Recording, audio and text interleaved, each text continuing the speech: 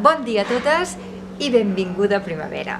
Aquest vídeo és per anunciar-vos que el dia 11 d'abril comença el cicle Jazz a Prop Terrassa i aquest any, seguint la realitat sanitària i les normes que ens demanen des del Procicat, hem remodelat la seva execució i l'hem traspassat a territori, però als patis de 7 escoles de Terrassa: l'Escola El Vallès, l'Escola Sant Llorenç, Agustí Bartra, l'Enxaneta, Auró, Josep Ventalló Vintró i la que em falta, que és les Arenes.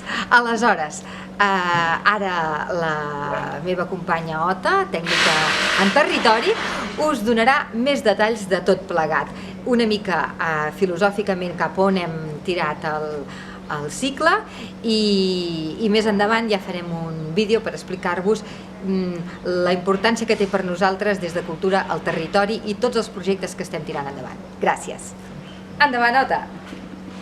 Gràcies, Rosa.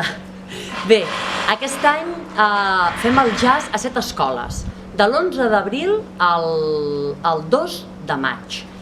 Penseu que aquest cicle de jazz a prop, la direcció artística la porta Mujast.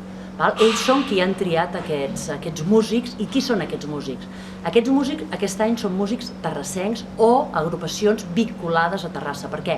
Perquè volem oferir un producte de proximitat, perquè amb les circumstàncies en les que estem volem recolzar tots els músics i els artistes de Terrassa, i creiem que una manera de fer-ho és fer aquests concerts amb gent de Terrassa o vinculada a Terrassa. Quins són aquests concerts? Doncs mireu, ve gent com la Susana Sheyman Quintet, Betting Blues, Trio Palante i el Guim Balasc, Arnau Gil, Xema Riera Quartet Featuring, Santi de la Rúbia, Carol Ortiz i The Change. Tots ells, ja us ho he dit, vinculats a Terrassa.